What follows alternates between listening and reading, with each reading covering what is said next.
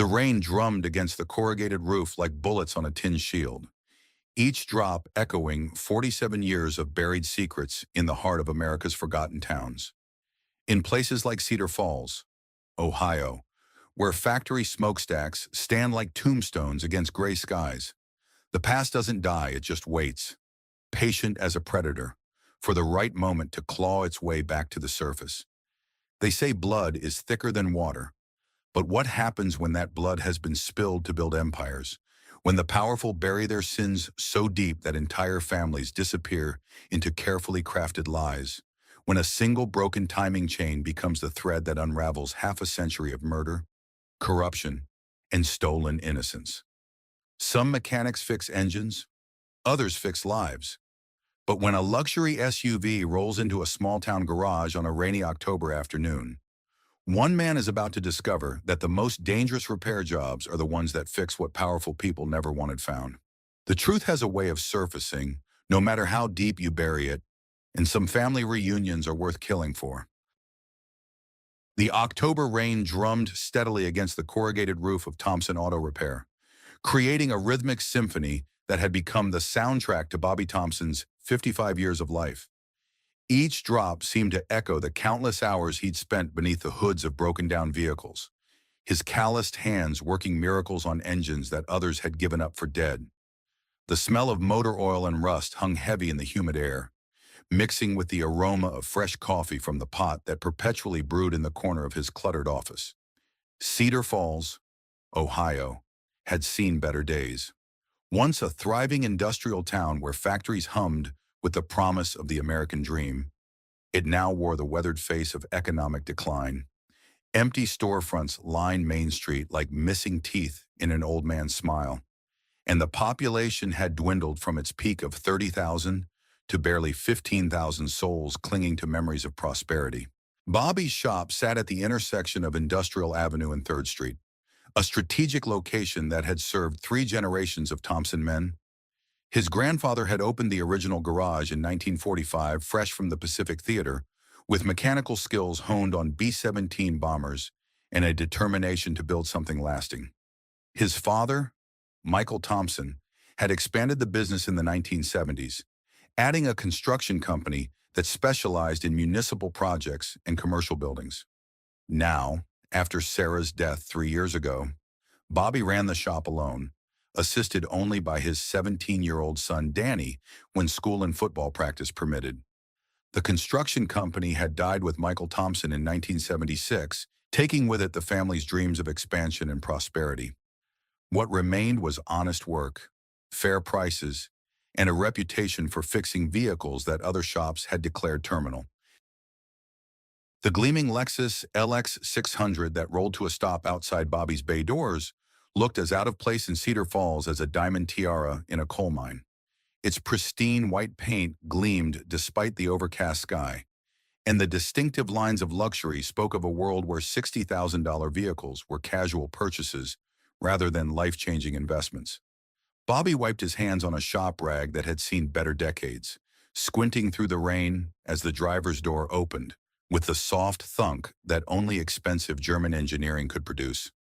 The woman who emerged moved with the confident grace of someone who had never doubted her place in the world, her designer heels clicking against the wet asphalt with musical precision. She was perhaps 52, with auburn hair that caught the light despite the gloomy weather, styled in waves that spoke of expensive salons and professional maintenance.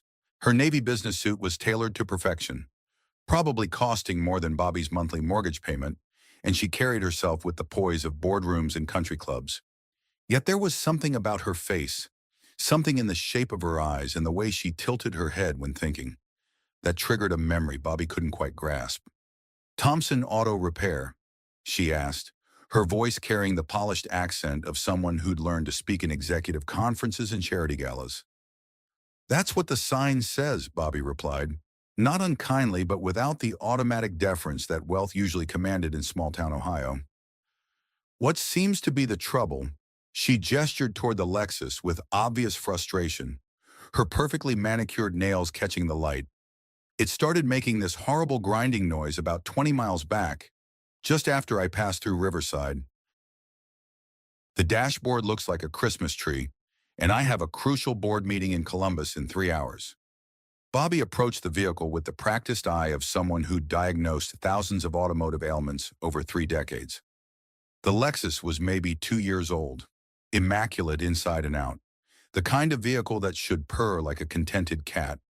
The leather interior still held that new car scent, and the odometer showed barely 12,000 miles. Mind if I take a listen? Bobby asked, and the woman she'd introduced herself as Victoria Sterling nodded permission. When Victoria turned the key, the engine produced a distinctly unhealthy knocking sound that made Bobby wince. It was the mechanical equivalent of a heart murmur, a rhythm that spoke of internal damage and expensive repairs. "You've got a serious problem with your timing chain," Bobby said after a few minutes of careful listening and preliminary examination. "Could be a stretched chain, a failed tensioner, or both. Either way, if you keep driving it like this, you'll be looking at a complete engine rebuild." Victoria's carefully composed facade cracked slightly, revealing a vulnerability that seemed at odds with her polished exterior. "How long to fix it?" "Day and a half, maybe 2, Bobby said honestly, knowing the estimate wouldn't be welcome news. "This isn't the kind of repair you rush, especially on a vehicle like this. I'll need to order parts from Columbus, and the labor is intricate work." For a moment, Victoria Sterling looked less like a powerful CEO and more like any other customer facing an expensive, inconvenient reality. Bobby found himself studying her face more closely, searching for the source of that nagging familiarity. There was something about her features, the delicate bone structure, the way her eyebrows arched when she was thinking, the small freckle just above her left eyebrow that tugged at memories buried so deep he'd almost forgotten they existed. "Is there somewhere I can wait while you look at it more thoroughly?" she asked, pulling a phone from an expensive leather handbag. Bobby gestured toward the small office attached to the shop, a cramped space that served as command center for his one-man operation. "You can use the phone to call a car service if you need to. Coffee's fresh if you want some, though I can't promise it meets country club standards." Victoria smiled, the first genuine expression he'd seen from her, and for a fleeting moment, Bobby glimpsed something beneath the executive armor. "I'm sure it's fine. Mr. Thompson, I wasn't always accustomed to country clubs." As Victoria made her calls, Bobby popped the hood and began his detailed examination. The timing chain issue was obvious to his trained eye, but he also noticed other signs that told a story. Premium maintenance records tucked neatly in the glove compartment showed every service performed right on schedule at a high-end dealership in Columbus. This wasn't a neglected vehicle or an owner who cut corners on maintenance. Sometimes expensive cars just broke in expensive ways, like thoroughbred horses that required more care than draft animals. "Dad, Mrs. Henderson called about her Buick," a voice called from the office doorway. Danny Thompson, 17 years old and built like the linebacker he was, leaned against the frame with the easy confidence of youth. His dark hair was tousled from football practice, and despite growing up in the shop, he'd somehow inherited his mother's gentle eyes and infectious smile. The boy had Sarah's heart and Bobby's hands, equally comfortable discussing literature as he was rebuilding transmissions. "Tell her Thursday morning," Bobby replied, sliding out from under the Lexus to grab his diagnostic equipment. "And don't forget you've got that college application essay due tomorrow." Danny grinned, the expression lighting up his face. "Already finished. Why I want to study engineering at Ohio State. Professor Martinez helped me edit it during study hall. You want to read it?" "Later. Right now, help me run diagnostics on this beauty. Might be educational. You don't see many vehicles like this in Cedar Falls."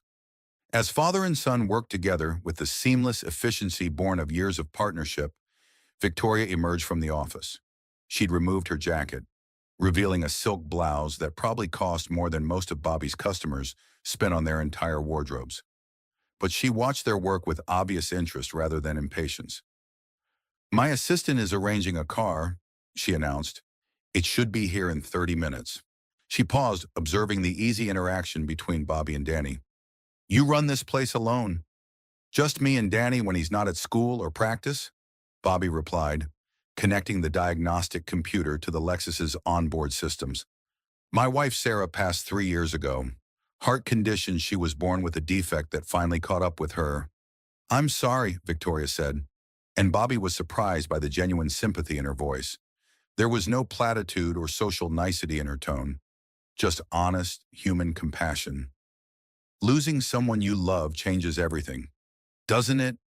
Before Bobby could respond, Danny looked up from the diagnostic readout he was studying. Mom always said Dad could fix anything except broken hearts, but he's gotten pretty good at fixing those too, over time. An unexpected silence fell over the group. Victoria's expression softened in a way that transformed her face, making her look younger and more vulnerable than the polished executive who'd first stepped out of the Lexus. Your mother sounds like she was a wise woman, Victoria said quietly, her voice carrying an undertone that Bobby couldn't quite identify. She was, Bobby agreed, checking the diagnostic results Danny had pulled up. Taught Danny here that there's no shame in honest work, no matter what anyone else might think.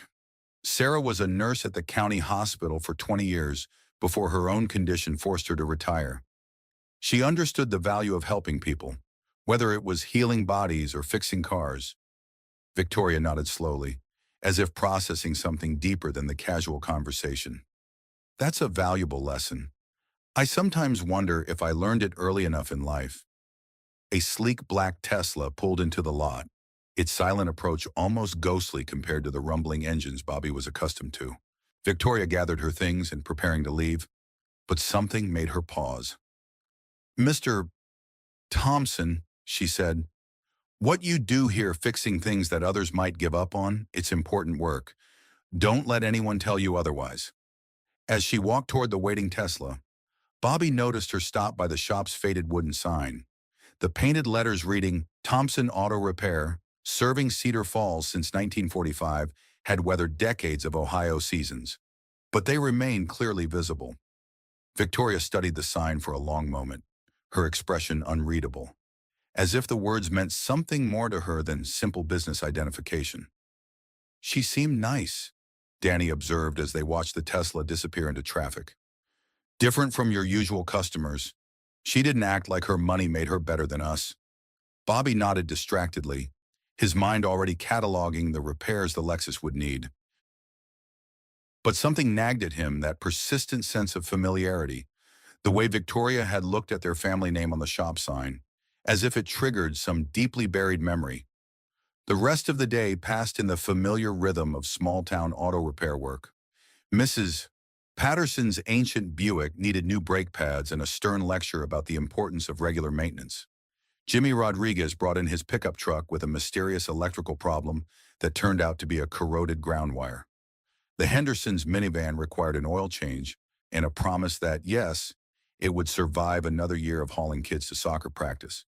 By closing time, Bobby had compiled a comprehensive estimate for Victoria's Lexus, $40, $800 in parts and labor.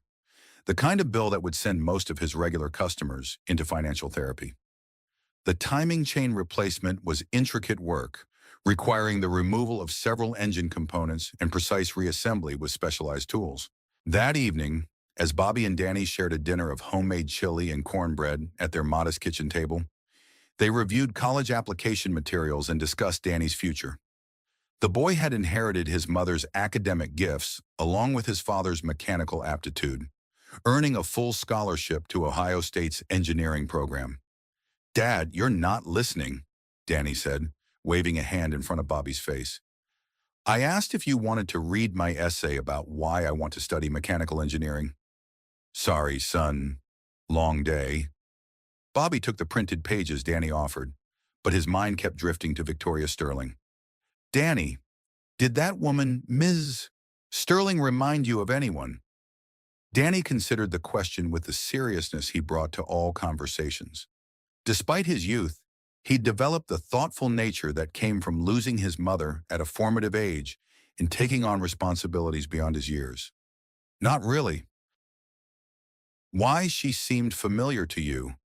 Bobby shrugged, unwilling to voice suspicions that might be nothing more than imagination. Just something about her. I guess, probably nothing. But it wasn't nothing, and Bobby knew it. That night, after Danny had gone to bed to finish homework and prepare for tomorrow's chemistry test, Bobby found himself in the garage where boxes of family belongings had sat largely untouched since Sarah's death. He wasn't sure what he was looking for until he found it, a small cardboard box labeled Family Photos and Documents in Sarah's careful handwriting. Sarah had been the family archivist, the one who preserved memories and maintained connections to the past. After her death, Bobby had boxed up her carefully organized photo albums and genealogy research, unable to face the memories they contained, but unwilling to discard them. Inside the box, beneath layers of old tax returns and insurance papers, Bobby discovered documents he'd forgotten existed. His parents' life insurance policies, paid out after the house fire that had claimed them when Bobby was 8 years old. The final police report on the fire, marked Case Closed, Accidental Cause. A small collection of condolence cards from neighbors and family friends, expressions of sympathy that had meant little to an 8-year-old boy whose world had just collapsed. And at the bottom of the box, wrapped in tissue paper yellowed with age, a small collection of photographs that had survived the fire because they'd been in Bobby's school backpack that terrible October night in 1976. One photograph in particular caught his attention and made his breath catch in his throat. It showed his family on Christmas morning, probably taken just weeks before the fire that would destroy everything. His father, Michael Thompson, grinned beside a bicycle he'd assembled on Christmas Eve, his carpenter's hands still bearing the small cuts and calluses that marked his trade. His mother, Ruth, held 5-year-old Catherine on her lap, both of them laughing at something beyond the camera's frame. And 8-year-old Bobby stood proudly beside his little sister, his arm around her shoulders in the protective gesture that had defined their relationship. Catherine, his little sister, with her auburn hair catching the Christmas tree lights and her bright eyes sparkling with the joy of childhood. The same eyes that had looked back at him from Victoria Sterling's face that afternoon. Bobby's hands trembled as he studied the photograph under the garage's fluorescent light. Catherine had died in the fire. The authorities had been certain. They'd found her body in her bedroom, identified through dental records that Bobby had been too young to understand. He'd attended her funeral 3 days after his 8th birthday, placing a small bouquet of daisies on a tiny white casket that seemed impossibly small to contain all the love and laughter that had been his sister. But looking at the photograph now, then remembering Victoria Sterling's face, the resemblance was undeniable.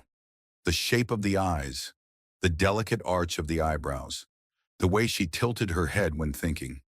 Even the small scar on her left wrist that Bobby had noticed when she'd handed him her keys, a scar that perfectly matched one Catherine had gotten falling off her bike just months before the fire. Bobby sat back on his heels, surrounded by the detritus of a life he'd thought he understood, his mind reeling with possibilities that seemed to defy logic. It wasn't possible. Catherine had died 47 years ago. He'd grieved for her with the devastating completeness that only children can experience, had nightmares for years about not being able to save her from the flames that had consumed their family home. The idea that she might somehow be alive, that she might have walked into his shop that very afternoon, driving a luxury SUV and wearing designer clothes, was beyond comprehension. Yet the evidence was there in the photograph, in the memories that were suddenly crystal clear, in the instinctive recognition he'd felt but couldn't place. He needed answers, and he knew exactly where to start looking. The next morning dawned gray and drizzly, with the kind of persistent October rain that seemed to seep into everything: clothing, buildings, souls. Bobby had slept fitfully, his dreams filled with memories of the night that had changed everything. The smell of smoke creeping under his bedroom door, the sound of sirens growing closer, the terrible realization that the people he loved most in the world were gone, and he was alone. Danny noticed his father's distraction immediately as they shared breakfast and prepared for their respective days. "Dad, you look like you've seen a ghost. Everything okay?" "Just thinking about an old case," Bobby replied, which wasn't entirely a lie. The Thompson fire had been a case, officially closed but never truly resolved in his mind. Hey, do me a favor and handle the morning customers. I need to make a trip to the courthouse. Danny raised an eyebrow but nodded. At 17, he'd learned to trust his father's instincts and ask questions only when answers were truly necessary. Want me to call Ms. Sterling about her car? You said the parts would be in this morning. Yeah, call her. Tell her we should have everything ready by this afternoon. Bobby hesitated and then added, and Danny, be friendly. But if she seems interested in family history or asks personal questions, just stick to talking about the car. Okay, Danny said slowly, clearly puzzled by the unusual instruction. Dad, is there something I should know about Ms. Sterling? Bobby looked at his son so young, so trusting, so blissfully unaware that their simple life was about to be turned upside down. Maybe. I'll know more after I visit the courthouse. The Fairfield County Courthouse was an imposing brick building that had overseen the legal affairs of Cedar Falls for over a century. Its neoclassical facade spoke of permanence and justice, though Bobby had learned over the years that both concepts were more fragile than the architects had intended. He hadn't been inside since Sarah's estate had been settled, and the familiar smell of old wood and bureaucracy brought back uncomfortable memories of legal proceedings and official condolences. The records office was staffed by Mrs. Patterson, no relation to the Mrs. Patterson, who owned the ancient Buick, a woman who'd been there since Bobby was a child and who seemed to know every secret the county had ever recorded. She'd aged gracefully into her 70s, her silver hair always perfectly arranged and her manner combining efficiency with genuine warmth. Bobby Thompson, she said with a smile that reached her eyes. What brings you here? Everything all right with Danny. I heard he got into Ohio State. Danny's fine, Mrs. Patterson. Full scholarship to study engineering. Bobby couldn't help but smile when talking about his son's accomplishments. I'm actually looking for some old records about the fire that killed my parents back in '76. Mrs. Patterson's expression grew sympathetic, and she lowered her voice in the respectful way people did when discussing long-ago tragedies. Oh, honey, that was such a terrible thing. What kind of records are you looking for? Is this for some kind of memorial or anniversary piece? The investigation file, property transfer records, anything related to what happened after, Bobby said carefully. And I'd like to see the coroner's report, if possible. Mrs. Patterson's eyebrows rose slightly. Requests for decades-old death records weren't uncommon, but they usually came from genealogists or insurance investigators, not from surviving family members who'd lived with the tragedy for nearly half a century. Of course, dear, it might take me a while to locate everything. Some of those older files have been moved to the basement archives. Why don't you have a seat, and I'll see what I can find. It took Mrs. Patterson nearly an hour to locate the relevant files, and Bobby spent the time studying the courthouse's memorial wall, where the names of county residents who died in various wars were inscribed in brass letters. His grandfather's name was there, along with dozens of other young men who'd never made it home from foreign battlefields. The Thompson family had always believed in service, in doing what was right even when it was difficult. When Mrs. Patterson finally returned with a thick manila folder, Bobby's heart was racing with anticipation and dread. This is everything we have on file, she said, settling the folder on the counter with obvious care. You can look through it here, but some of these documents might be difficult to read. Are you sure you want to do this alone? Bobby nodded, though he appreciated her concern. I need to understand what happened. He opened the folder with hands that trembled slightly. Despite his attempts at composure, the police report was on top, its pages yellowed with age and brittle from decades in storage. He'd seen portions of it before, during the insurance investigation that had followed the fire, but had never read it thoroughly. Now, as an adult with 47 years of perspective and a lifetime of experience reading technical documents, details jumped out that he'd never noticed as a grieving child. The fire had started in the basement, apparently from faulty electrical wiring near the furnace. But the electrical system had been inspected and updated just 6 months earlier by Thompson Construction, his father's company. The same company that had been involved in several major municipal projects that year. including the new city hall and courthouse annex.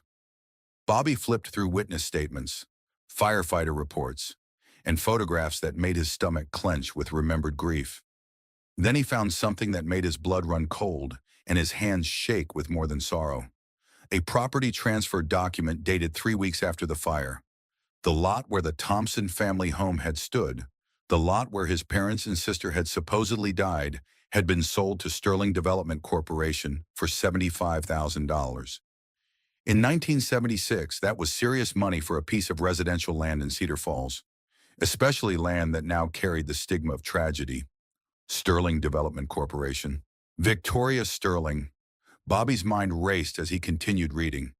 Sterling Development had purchased not just the Thompson lot, but 3 adjacent properties, all within 6 months of the fire. The company had demolished everything and built a small office complex that still stood today, housing a tax preparation service and a dental practice. "Mrs. Patterson," Bobby called, his voice tight with forced control. "Do you have any records on Sterling Development Corporation, corporate filings, business licenses, anything like that?" She looked up from her computer terminal, clearly concerned by the change in his demeanor. "Let me check our business registry. That might take a few more minutes." While she searched, Bobby continued through the fire investigation file. The coroner's report was clinical in its detail, describing 3 victims found in the burned remains of the Thompson home. Michael Thompson, age 34, found near the basement stairs. Ruth Thompson, age 31, found in the master bedroom. Catherine Thompson, age 5, found in her bedroom. But as Bobby read more carefully, inconsistencies began to emerge.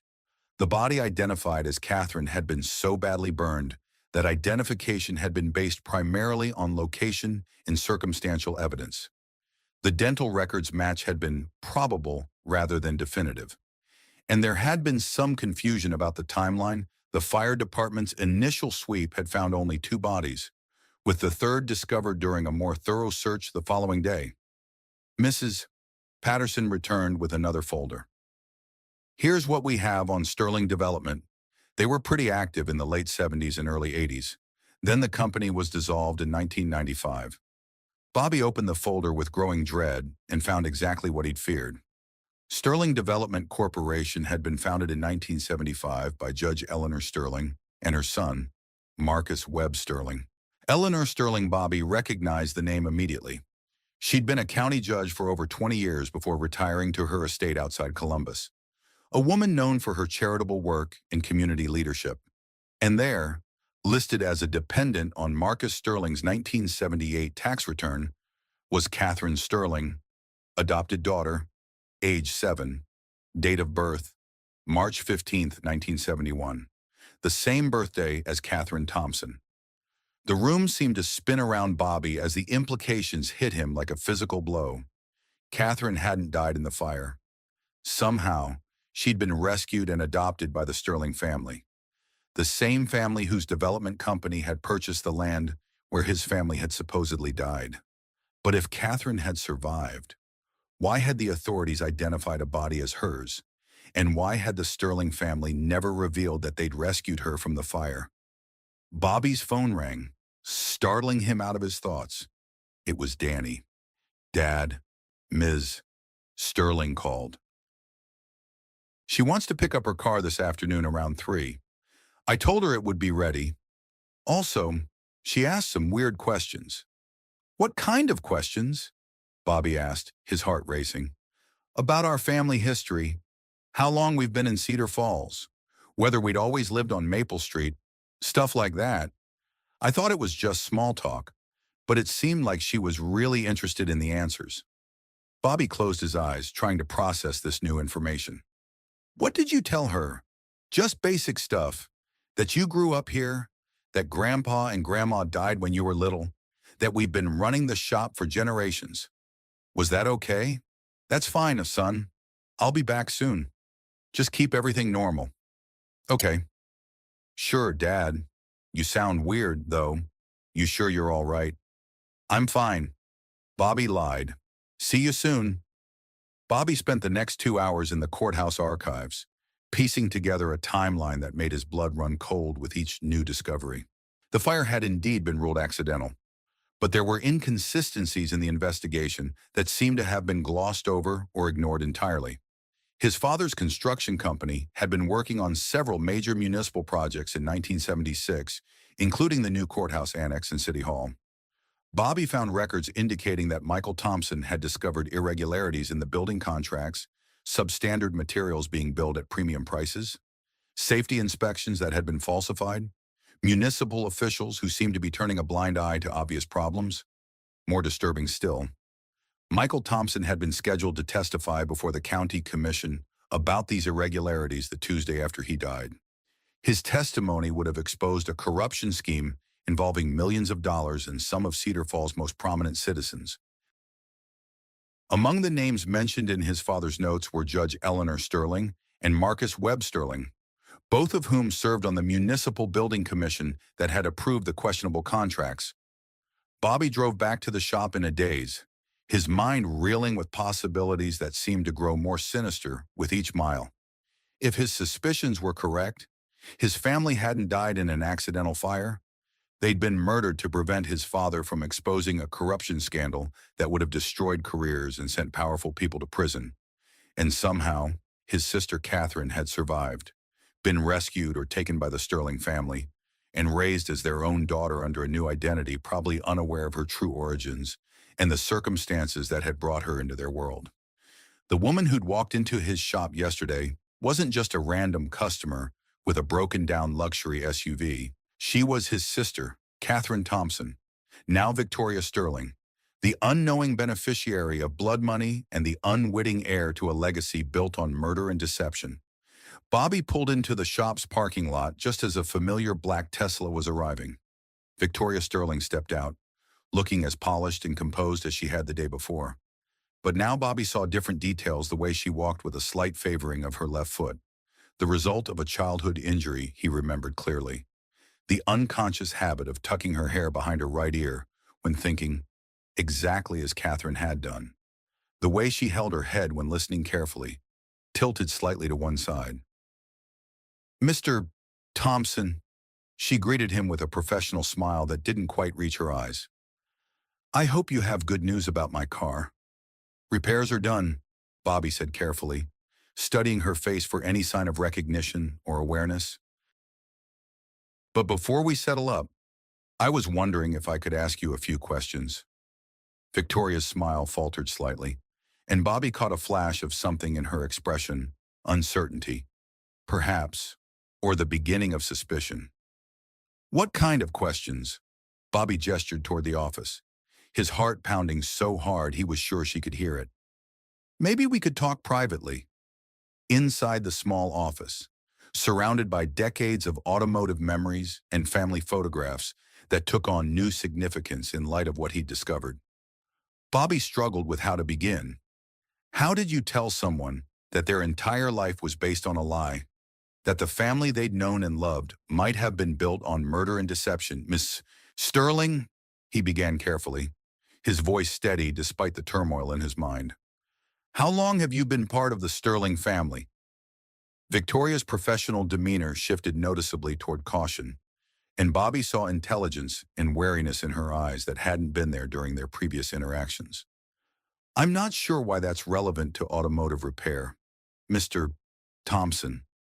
Bobby reached into his jacket and pulled out the photograph he'd found the night before, the Christmas morning picture showing his family in happier times, including 5-year-old Catherine with her bright smile and dancing eyes.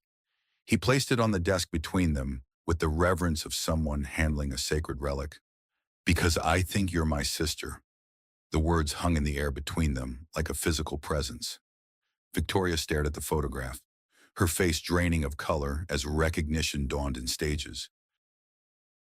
Her hands trembled as she picked up the picture, examining it with the intensity of someone seeing their own face in a mirror for the first time. "That's impossible," she whispered, but her voice lacked conviction. "I'm Victoria Sterling. I've always been Victoria Sterling." "Your name was Catherine Thompson," Bobby said gently, fighting back 47 years of grief and hope and desperate longing. You were 5 years old when our parents died in a house fire. I was 8. I thought you died too, until I saw you yesterday and recognized something I couldn't quite place. Victoria set the photograph down with shaking hands, her carefully constructed world beginning to crumble around her.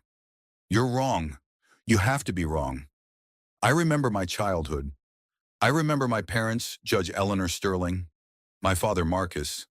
I remember growing up in Columbus, going to Wellington Academy, spending summers at the family estate. What's your earliest memory? Bobby asked quietly, leaning forward with the intensity of someone whose entire future depended on the answer. Victoria opened her mouth to respond immediately, then closed it. She was quiet for a long moment, her brow furrowed in concentration as she searched through decades of memories that Bobby suspected might not be as clear as she'd thought. She paused, confusion evident in her voice. When I was 7, I think, starting school at Wellington Academy, but everyone said I'd been sick before that. That's why my memories were fuzzy. They said I'd had a traumatic fever that affected my memory. Bobby's heart broke for the little girl who'd been told lies to explain away the gaps in her past. Victoria, look at your left wrist. Without thinking, Victoria pushed up her sleeve, revealing a small, crescent-shaped scar that Bobby had noticed the day before. He pulled up his own sleeve, showing an identical mark in exactly the same location. We got those the same day, he said softly, his voice thick with emotion. You fell off your bike trying to keep up with me when I was racing to Jimmy Martinez's house. You were crying, and I felt so guilty for going too fast that I crashed my bike on purpose so you wouldn't feel bad. Mom took us both to the emergency room. You needed 3 stitches. I needed 4. Mom bought us ice cream afterward and made us promise to be more careful. Victoria stared at the matching scars, her eyes filling with tears as fragments of memory began to surface like bubbles, rising from the depths of a dark pond. I remember ice cream, she whispered, strawberry ice cream, and someone with kind hands who smelled like sawdust. Dad was a carpenter, Bobby confirmed, his own eyes burning with unshed tears. He always smelled like sawdust and honest work. Before Victoria could respond, the office door burst open with explosive force. A tall, imposing man in an expensive suit strode in, his face dark with anger and something that looked dangerously close to panic. Bobby recognized him immediately from the courthouse photographs, Marcus Webb Sterling, now in his 70s but still radiating the authority and menace that had once made him one of Ohio's most feared attorneys. Victoria, we need to go. Now. His voice carried the kind of command that expected immediate obedience. Bobby stood as well, positioning himself between Marcus and Victoria with protective instincts that had been dormant for 47 years. This is a private conversation. Marcus's cold eyes fixed on Bobby with the intensity of a predator evaluating prey. I know exactly what kind of conversation this is, Mr. Thompson, and it ends now. Victoria rose unsteadily to her feet, looking between the two men with growing confusion and dawning horror. Marcus, this is Mr. Thompson. He's been telling me the most extraordinary story about, I know exactly what he's been telling you. Marcus interrupted, his voice sharp with authority and something that sounded like desperation. And it's all lies designed to extort money from our family? Bobby stepped closer to Marcus, no longer intimidated by wealth or position or legal threats. The only lies here are the ones your family has been telling for 47 years. Marcus smiled, but there was no warmth in the expression, only the cold calculation of someone who'd spent decades destroying opposition and eliminating threats. Mr. Thompson, you're playing a very dangerous game. Victoria's my adopted sister, raised by my mother after her parents died in a tragic accident. Any resemblance to your deceased family members is purely coincidental. Then explain the scar, Bobby challenged, his voice growing stronger with each word. Explain why Sterling Development bought our family's property 3 weeks after the fire. Explain why my father was scheduled to testify about municipal corruption involving your company the week after he died. Marcus's composure cracked slightly, and Bobby caught a glimpse of the man behind the lawyer's mask, someone capable of violence. someone who'd made difficult choices and lived with the consequences. You don't know what you're talking about. I know that Catherine Thompson didn't die in that fire, Bobby said firmly, his voice carrying across the small office like a declaration of war. I know that somehow your family got her out of there, gave her a new identity, and raised her as Victoria Sterling. What I don't know yet is whether you saved her life or whether you took her after murdering our parents. Victoria gasped, her hand flying to her throat as if the words had struck her physically.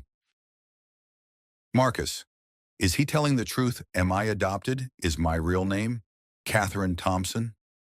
The silence stretched between them, heavy with decades of hidden truth and carefully constructed lies.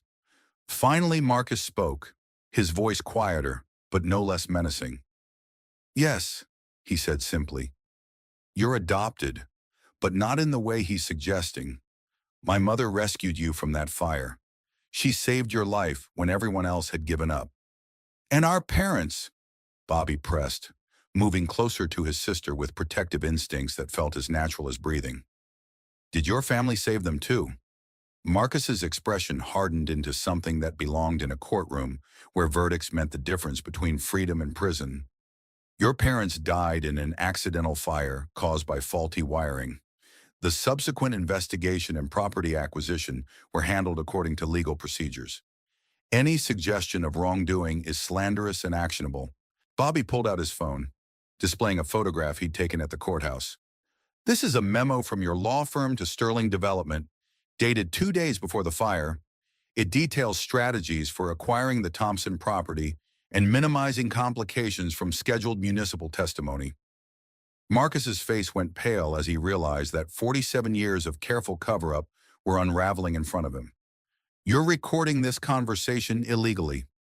Ohio is a one-party consent state, Bobby replied with the calm of someone who'd done his homework. And you just admitted to advanced knowledge of plans to acquire our property before the fire that supposedly randomly killed my parents.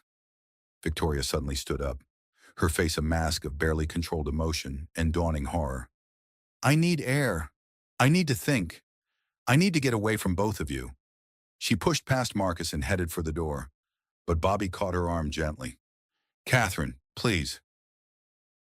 I know this is overwhelming, but don't call me that, she snapped, jerking away from his touch. I don't know who I am anymore, but I know I can't trust either of you. She fled the office, leaving Bobby and Marcus facing each other like gunfighters in an old Western movie. Marcus stepped closer, lowering his voice to the kind of whisper that carried more threat than shouting. You have no idea what you started, he hissed. My family has protected Victoria for 47 years. We've given her everything: education, opportunities, a life of privilege she never would have had growing up in this place. You want to destroy all that for some misguided sense of justice. Bobby met his gaze without flinching. I want to know why my parents died. I want to know why my sister was stolen from me. And I want to know why your family has been living off blood money for half a century. Marcus pulled out his phone, his fingers moving across the screen with practiced efficiency. You're making a serious mistake. Thompson, there are things about that night you don't understand. Things that could hurt a lot of innocent people if they come to light. Are you threatening me? Bobby asked, his voice deadly quiet. I'm warning you, Marcus replied, his eyes never leaving Bobby's face. Walk away now. Take your son and leave town for a few weeks. Let this blow over. When you come back, you'll find that your shop has received some very generous anonymous donations. Your son's college fund will be fully endowed. Everyone wins. And if I don't walk away, Marcus's smile was as cold as winter in Ohio. Then you might discover that Cedar Falls is a more dangerous place than you realized. Before Bobby could respond, Marcus strode out of the office, leaving Bobby alone with the weight of 47 years of deception and the terrifying realization that his family's murder might be just the beginning of a conspiracy that reached into the highest levels of Ohio's legal and political establishment. Outside, Bobby found Victoria sitting on the hood of her Lexus, staring into the distance with the 1,000-yard stare of someone whose entire reality had just been shattered. She'd removed her jacket, and in the afternoon light, Bobby could see more clearly the way she resembled the little girl he'd lost so long ago. "I remember," she said quietly as Bobby approached, her voice barely audible above the traffic noise from the nearby highway. "Not everything, but pieces. Fragments that I always thought were dreams or childhood fantasies." Bobby moved slowly, as if approaching a wounded animal that might bolt at any sudden movement. "What do you remember? A room with dinosaur wallpaper? A man with gentle hands who smelled like sawdust and coffee? A woman who sang lullabies about mockingbirds and diamond rings?" Her voice broke slightly. "And you, I remember you reading me stories about wild things and brave little girls." Bobby's throat tightened with emotion so powerful it was almost physical pain. "You loved Where the Wild Things Are. I must have read it to you 100 times. You insisted on acting out all the parts." Victoria looked at him with eyes that held 47 years of questions and the dawning recognition of a truth that changed everything. "Why would they lie to me, Bobby? Why would they take me from you and make me forget who I was?" "I don't know yet," Bobby admitted, his voice rough with emotion and determination. "But I'm going to find out." A new voice interrupted them, older and weathered, but carrying the authority of someone accustomed to being heard. "Maybe I can help with that." "Sure." They turned to see an elderly man approaching from a battered pickup truck parked across the street. He was tall and lean, with weathered features and the careful posture of someone who'd spent a lifetime watching and waiting. His eyes held the sharp intelligence of someone who'd seen too much and forgotten too little. "Frank Morrison," he introduced himself, extending a hand to Bobby. "Retired detective, Cedar Falls Police Department. I worked the Thompson fire case back in '76. Bobby shook the offered hand, noting the firm grip and direct gaze that spoke of old-school police work. "What brings you here, Detective Morrison?" "Been following Marcus Webb's movements for the past few days," Frank replied grimly, his eyes never leaving their faces. When a man starts making the kind of phone calls he's been making, reaching out to certain people, it usually means someone's getting close to something he wants to keep buried. Victoria slid down from the car hood, her business executive demeanor reasserting itself despite her emotional turmoil. "What kind of phone calls?" Frank looked at her with sympathetic eyes that had seen too many victims and not enough justice. "The kind that end with people having accidents. Ms. Sterling, or should I say, Ms. Thompson." Bobby felt a chill run down his spine that had nothing to do with the October weather. "Are you saying we're in danger?" "I'm saying that 47 years ago, I was a young detective who asked too many questions about a fire that didn't add up," Frank explained, his voice carrying the weight of decades of frustration and regret. "The official investigation concluded it was an accident, but there were inconsistencies that bothered me. When I kept pushing for answers, I found myself transferred to traffic duty for the rest of my career." "What kind of inconsistencies?" Victoria asked, her business training overriding her emotional confusion as she focused on facts and evidence. Frank pulled a manila envelope from his truck, his movements deliberate and careful. Copies of evidence that mysteriously disappeared from the official file, witness statements that were never included in the report, and this. He handed them a photograph that made Bobby's world tilt sideways. It showed a young woman holding a small child, but the setting was unfamiliar, not the Sterling estate, but what looked like a modest apartment with generic furniture and institutional lighting. "That was taken 6 months after the fire," Frank explained, "by a social worker who was monitoring Catherine's placement with the Sterling family. She kept her own records, separate from the official files." Bobby studied the photograph with growing confusion and horror. Victoria Catherine looked traumatized, clinging to an older woman who definitely wasn't Judge Eleanor Sterling. The child in the picture bore little resemblance to the confident, polished woman standing beside him now.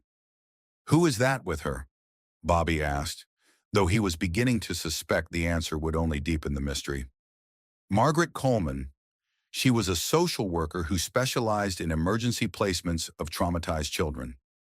According to her notes, Catherine had severe trauma-related amnesia. She couldn't remember anything about her life before the fire, not her real name, not her family, nothing. Victoria's hands shook as she looked at the photograph, searching for memories that remained frustratingly elusive. I remember her, Margaret. She was kind. She told me I was safe, that my new family would take care of me. Frank nodded grimly. Margaret kept detailed records because she was suspicious of the placement. The Sterling family had no previous connection to child services, no background in foster care or adoption, yet somehow they'd been approved to take you within days of the fire. Where is Margaret now? Bobby asked, though something in Frank's expression suggested he already knew the answer wouldn't be good. Died in a car accident in 1979, Frank said flatly. Single vehicle collision on a clear night, just 3 days after she told a colleague she was planning to request a review of Catherine's placement. The pattern was becoming sickeningly clear. Anyone who asked questions about the Thompson fire or Catherine's placement seemed to meet with unfortunate accidents. The conspiracy wasn't just about covering up the original crime, it was about eliminating anyone who might expose it. Detective Morrison, Victoria said carefully, her voice steady despite the chaos that Bobby knew must be raging in her mind.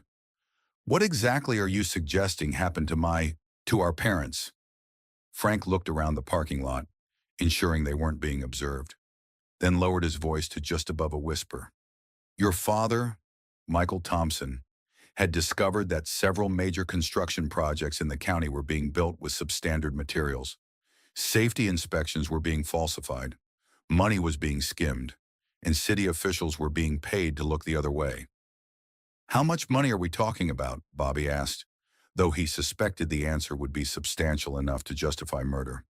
Conservative estimate $50 million in today's dollars, Frank replied. But more importantly, if the fraud had been exposed, 3 major buildings would have had to be demolished and rebuilt, including the new courthouse that Judge Eleanor Sterling had championed as her legacy project. Victoria gasped, pieces of a horrifying puzzle beginning to fall into place. Eleanor, my adoptive grandmother, she was so proud of that courthouse. She used to take me there when I was young, showing me the cornerstone with her name on it. A cornerstone marking a building constructed with materials that wouldn't have met safety standards, Frank confirmed. Your father had the documentation to prove it. He was scheduled to present his evidence to the county commission the Tuesday after he died. Bobby felt the final pieces clicking into place with sickening clarity. So they killed our parents to stop the testimony, then covered it up by buying the property through Sterling Development, and rescued Catherine to make themselves look like heroes, Frank added. Judge Sterling could point to her charitable adoption of a fire orphan as evidence of her good character. Who would suspect someone so compassionate of murder? Victoria was quiet for a long moment, processing the horror of what she was learning. When she finally spoke, her voice was barely audible, but filled with a strength that reminded Bobby of their mother. If this is all true, then my entire life has been built on a lie. Everything the Sterling family gave me, education, opportunities, wealth, it all came from blood money, from the murder of my real parents. Bobby reached out and took her hand, noting that she didn't pull away this time. Catherine, you were a child. None of what they did was your fault. But I've been living off it for 47 years, she said, tears streaming down her face. I've been the grateful daughter, the successful businesswoman carrying on the Sterling legacy. I've given speeches about Judge Eleanor's charitable spirit and community leadership, never knowing it was all built on murder and lies.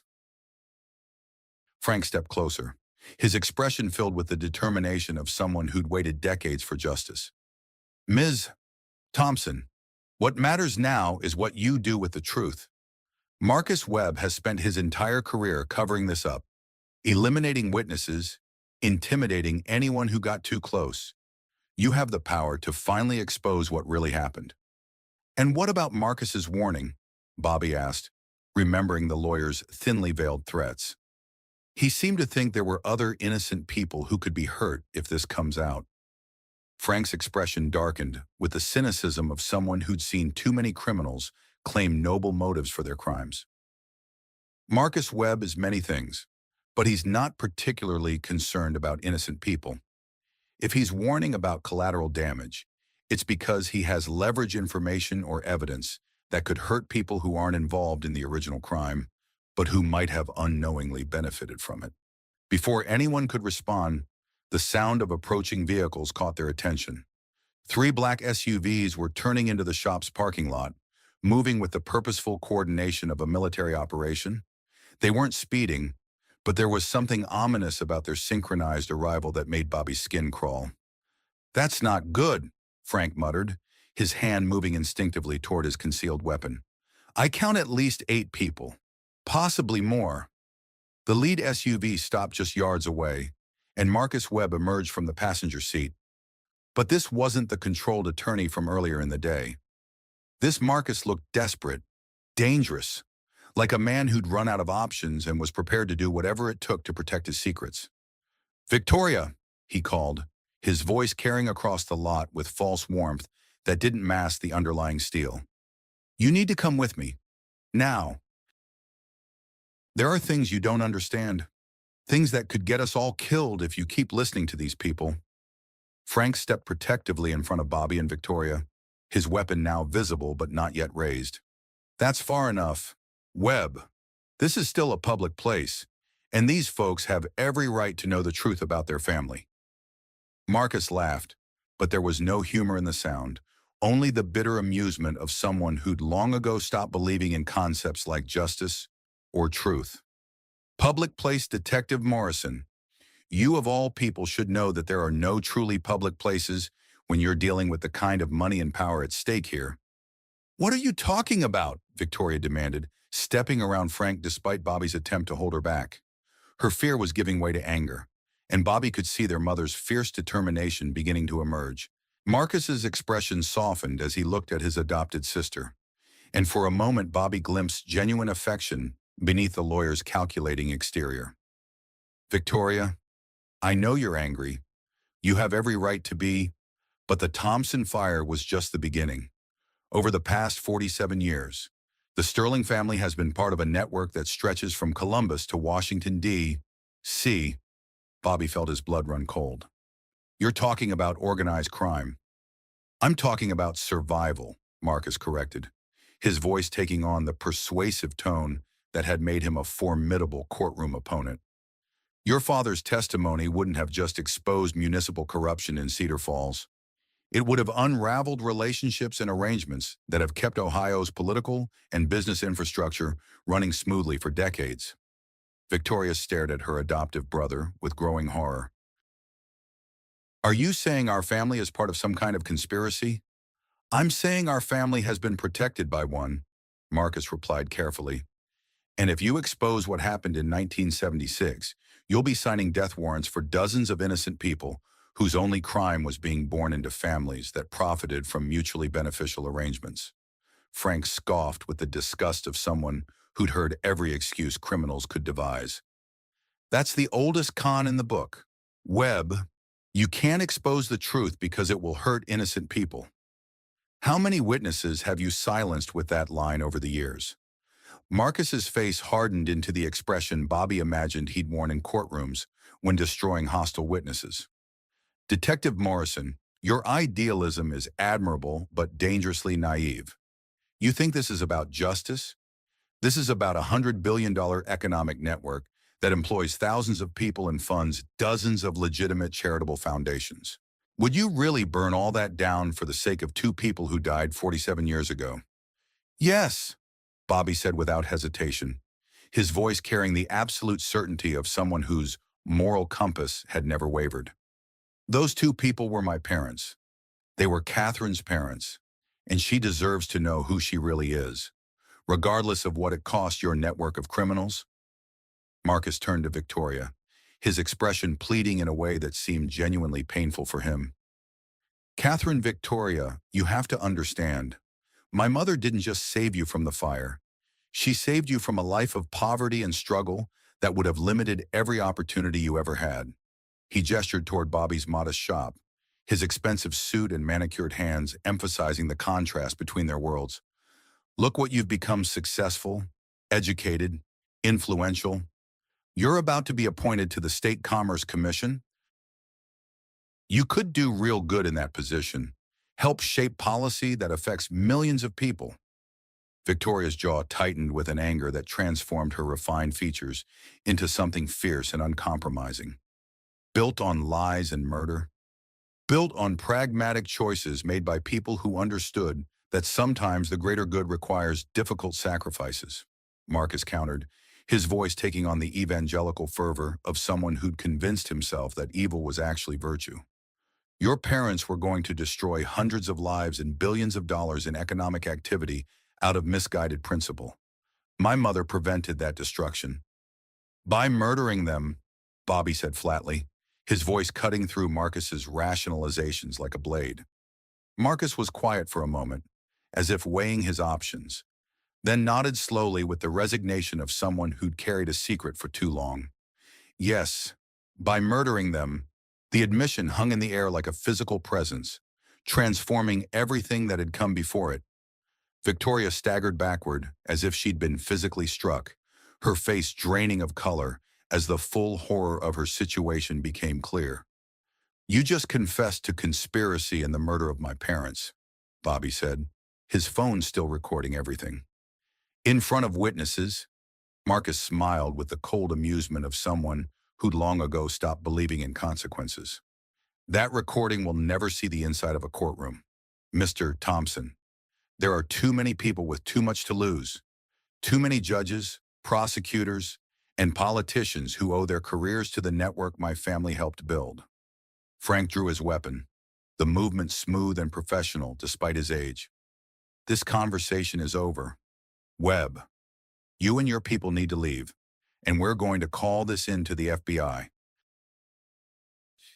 Marcus didn't seem particularly concerned by the gun pointed at him, which was somehow more frightening than if he'd reacted with alarm. Detective Morrison, you're a retired small-town cop with a .38 special. I have 3 vehicles full of people who make their living solving problems exactly like this situation. As if on cue, the doors of the other SUVs opened, and several men in dark suits emerged. They moved with the practiced efficiency of professional security personnel, but Bobby noticed that they kept their hands visible and made no overtly threatening gestures. They were professionals, not street thugs, which somehow made them more dangerous. However, Marcus continued, his tone becoming almost conversational, I didn't come here for a confrontation. I came to make an offer that might appeal to your sense of family responsibility. We're listening, Frank said, his weapon still trained on Marcus, but his voice indicating cautious willingness to hear what the lawyer had to say. $5 million, Marcus said, looking directly at Bobby. Cash, untraceable, deposited in offshore accounts that can't be touched by any government agency. Enough to rebuild your shop into the finest automotive facility in Ohio. Send your son to any college in the world and live comfortably for the rest of your life. Bobby didn't hesitate, despite the astronomical sum being offered. No, Marcus turned to Victoria, his expression mixing genuine affection with calculated manipulation. And for you, sister, a seat on the Sterling Foundation Board and access to $500 million in charitable funds. Think of the good you could do with that kind of resource. Scholarships for deserving students, medical research, disaster relief. You could literally save thousands of lives. Victoria looked at Bobby, then at Frank, then back at Marcus. When she spoke, her voice was steady and clear, carrying the strength that Bobby remembered from their childhood. I don't want your blood money. Marcus, I want justice for my real family, and I want the truth about what happened to them. Marcus's expression hardened, and Bobby saw something dangerous flicker in his eyes. Then you've both made a fatal mistake. He turned to walk back to his vehicle, but stopped when a new voice cut through the tension like a cavalry bugle announcing the arrival of reinforcements. The only mistake here was thinking you could bury the truth forever. Everyone turned to see a woman in her 60s emerging from a news van that had just pulled into the parking lot, followed by a camera crew and several people Bobby didn't recognize. The woman moved with the confidence of someone who'd spent decades confronting powerful people with uncomfortable questions. Sarah Chen, investigative reporter for the Columbus Dispatch.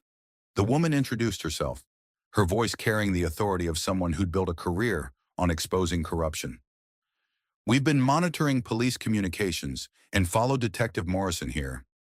Marcus's face went pale as he realized that his carefully controlled situation was spiraling beyond his ability to manage. This is a private conversation between family members. Not anymore, Sarah replied with the cheerful ruthlessness that had made her one of Ohio's most feared investigative journalists. We've been investigating the Sterling family's business practices for 18 months. Your confession to the Thompson murders is exactly the piece we needed to connect 47 years of corruption, intimidation, and systematic cover-ups. One of the men who'd emerged from the news van stepped forward, showing a badge that gleamed in the afternoon light. Agent David Park, FBI. Marcus Webb Sterling, you're under arrest for conspiracy, murder, and racketeering. The next few minutes passed in a blur of activity that felt surreal to Bobby, like watching a movie of someone else's life. Marcus and several of his security team were taken into custody without resistance, their professional demeanor remaining intact even as handcuffs were applied. FBI agents secured the area and began processing what was clearly a long-planned operation, not a spontaneous response to the day's events. How long have you been watching them? Bobby asked Agent Park as the immediate chaos began to settle. 18 months, Park replied, his voice carrying the satisfaction of someone whose patience had finally paid off. Ever since a whistleblower came forward with evidence of a corruption network involving construction contracts, judicial appointments, and political influence peddling, your family's case was the keystone that connected everything else. Sarah Chen approached Bobby and Victoria, her camera crew remaining at a respectful distance. Mr. Thompson, Miss Sterling, would you be willing to go on record about what you've discovered? Your testimony could help us expose a network that's been operating for nearly half a century.